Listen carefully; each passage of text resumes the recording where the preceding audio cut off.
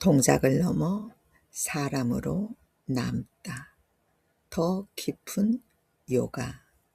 지은이 황주영. 지은이 황주영은 60대 요가 강사다. 20년이 넘는 시간 동안 매트 위에서 사람을 만났다. 젊은 몸도 늙어가는 몸도 아픈 몸도 함께 보아왔다. 요가를 처음 시작했을 때는 동작을 가르치는 일이 전부인 줄 알았다.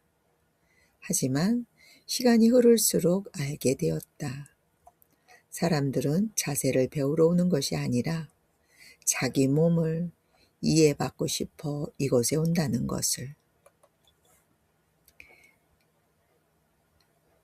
지은이 황주영은 화려한 동작을 가르치지 않는다. 대신 오래 할 수 있는 요가, 삶과 함께 가는 요가를 지향한다. 이 글은 요가 철학서도 아니고 기술서도 아니다. 요가 교실에서 실제 있었던 일들, 사람과 사람 사이에서 만들어진 순간들을 기록한 글이다. 프롤로그. 요가 수업을 시작하기 전 나는 요즘 안부부터 묻는다. 잘 지내는지, 요즘은 어떠신지, 혹시 불편한 곳은 없는지. 이 질문은 형식이 아니다. 수업을 부드럽게 만들기 위한 요령도 아니다. 이 한마디로 그날 수업의 깊이가 결정된다. 누군가는 그날 처음으로 자기 몸 이야기를 꺼낸다. 누군가는 말없이 고개만 끄덕인다. 요가는 그때 이미 시작된다. 매트 위 동작보다 먼저 사람 사이에서 이 같은 순간들을 붙잡은 기록이다. 요가가 동작을 넘어 인연이 되는 과정을 담았다.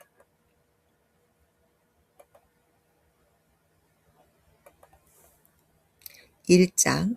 요가를 오래 한다는 것.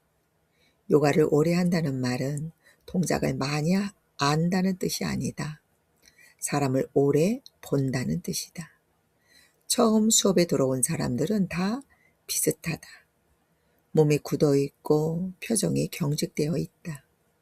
하지만 몇 달이 지나면 몸보다 먼저 변하는 것이 있다.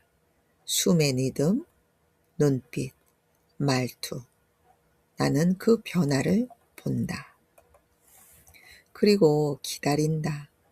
요가는 빨리 결과를 내는 운동이 아니다. 천천히 드러나는 변화의 기록이다.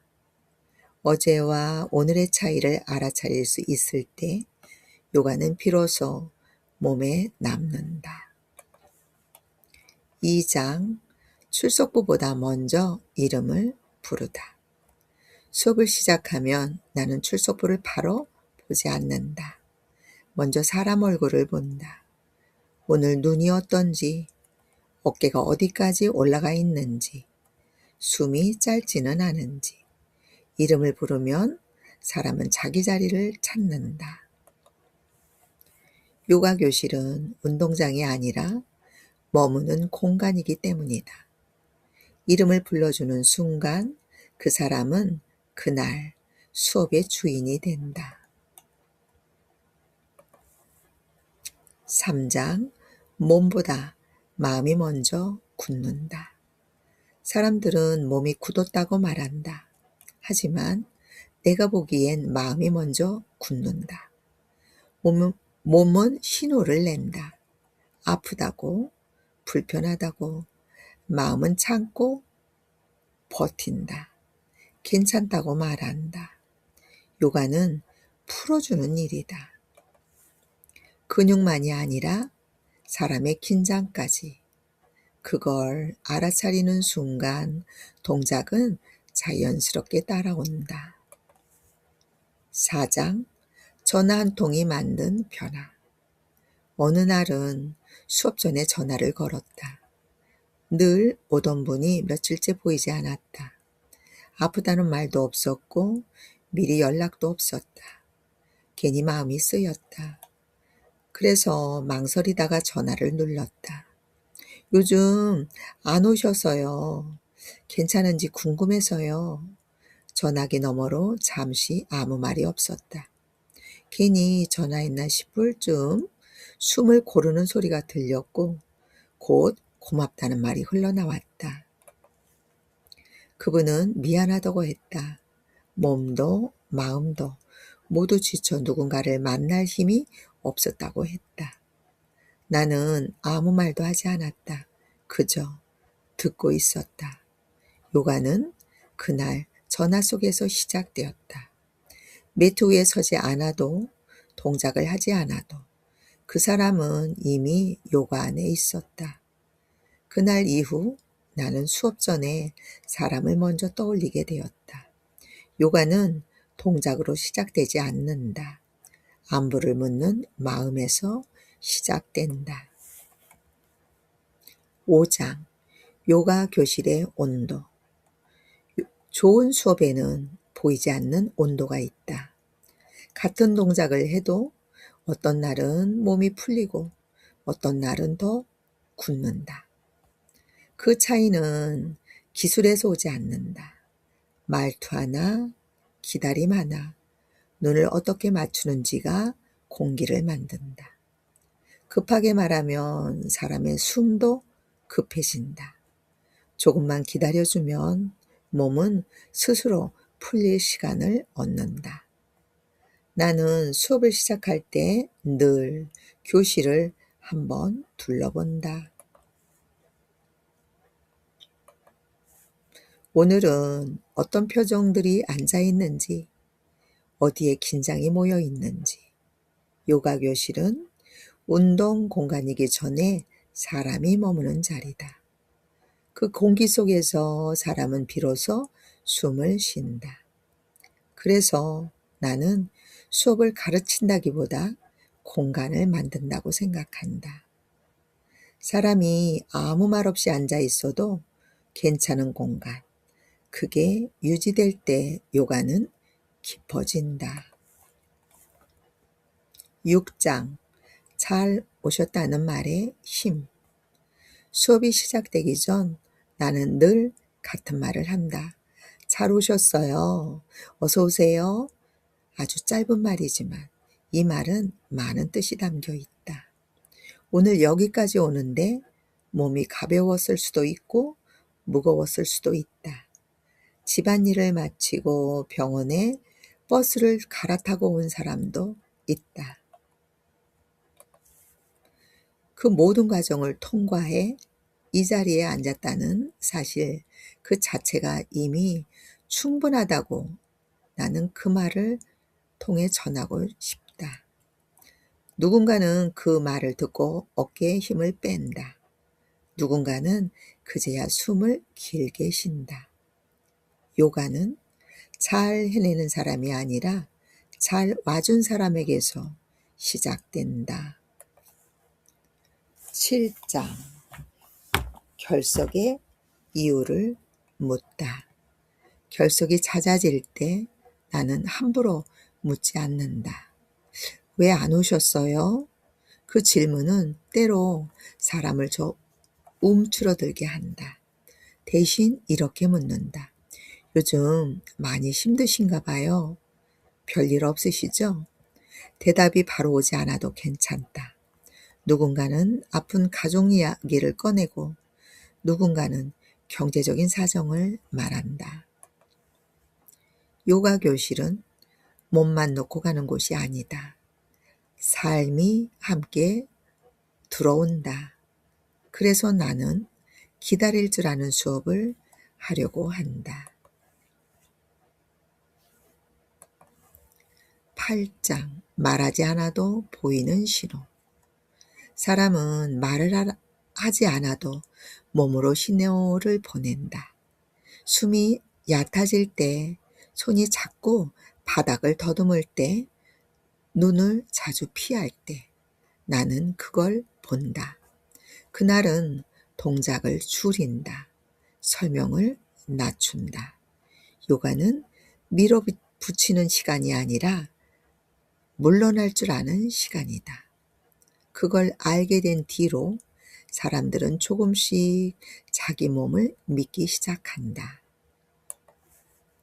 9장. 함께 늙어간다는 감각. 처음 만났을 때는 서로 나이를 묻지 않았다. 시간이 흐르며 주름이 늘고 머리가 휘어졌다. 아픈 날이 늘어나고 속도가 느려졌다. 하지만 우리는 같은 매트 위에서 같이 늙어가고 있다. 그 사실이 나를 오래 버티게 한다. 요가는 젊음을 유지하는 일이 아니라 나이 듦을 견디는 연습이다. 10장. 수업이 끝난 뒤의 시간. 수업이 끝나도 사람들은 바로 일어나지 않는다. 잠시 앉아 있다가 천천히 가방을 챙긴다. 그 침묵의 시간이 나는 좋다. 말하지 않아도 서로가 괜찮다는 걸 아는 순간이다. 그 시간까지 포함해서 나는 수업이라고 생각한다.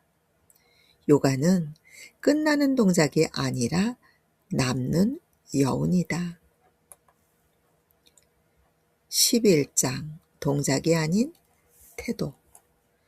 요가를 오래 하다 보니 동작이 전부가 아니라는 걸 몸보다 먼저 마음이 알게 되었다. 같은 자세를 해도 어떤 날은 편안하고 어떤 날은 유난히 힘들다. 그 차이는 근력이나 유연성에서 오지 않는다. 그날의 마음 상태, 그날의 삶의 무게가 자세에 그대로 드러난다. 그래서 나는 동작을 고치기 전에 태도를 본다.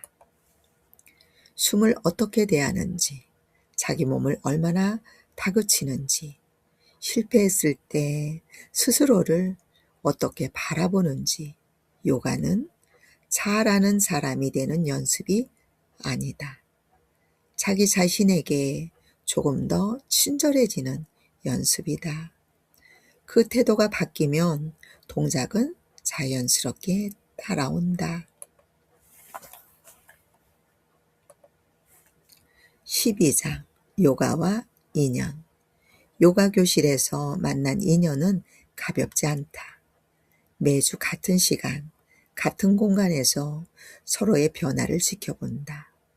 아픈 날도 기쁜 날도 말없이 함께 보낸다. 누군가는 가족 이야기부터 꺼내고 누군가는 끝내 말하지 않는다. 그래도 괜찮다. 요가는 말보다 존재로 이어지는 인연이니까 나는 이 인연들이 수업이 끝나도 삶 어딘가에서 서로를 지탱하고 있다고 믿는다. 13장. 남는 것은 관계였다. 시간이 지나 돌아보면 기억에 남는 것은 동작이 아니다. 몇 초를 버텼는지, 얼마나 깊이 늘어났는지는 희미해진다. 대신 남는 것은 그날의 눈빛, 함께 웃던 순간, 조용히 건넨 한마디다. 요가를 통해 사람을 얻었다. 그 사실 하나만으로도 나는 이 일을 오래 해온 이유가 충분하다고 느낀다. 14장. 내가 요가를 놓지 않는 이유. 몸이 힘든 날도 있고 마음이 지치는 날도 있다. 그럼에도 나는 요가를 놓지 않는다. 요가는 나를 계속 사람 쪽으로 데려간다. 혼자가 아니라는 감각, 함께 숨쉬고 있다는 느낌이 나를 다시 일으켜 세운다. 이 나이가 되어서도 매트를 펴는 이유는 몸 때문만은 아니다. 사람을 만나기 위해서다. 15장. 더 깊은 요가란 무엇인가? 더 깊은 요가는 어려운 동작이 아니다. 더 오래 버티는 힘도 아니다. 사람을 오래 바라보는 일이다. 변화를 재촉하지 않고 각자의 속도를 존중하는 것, 그 안에서 자기 몸과 삶을 조금씩 받아들이는 것. 나는 그것을 더 깊은 요가라고 부른다. 에필로그. 요가는 지금도 내 하루의 중심에 있다. 매트 위에서 시작된 인연이 삶으로 이어지고 삶은 다시 요가로 돌아온다. 이 책이 요가를 시작하게 만들지 않아도 괜찮다. 다만 사람을 조금 더 오래 바라보게 만든다면 그것으로 충분하다.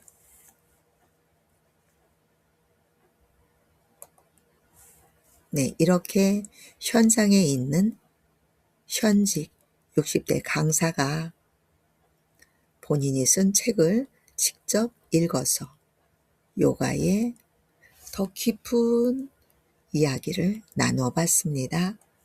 네, 감사합니다.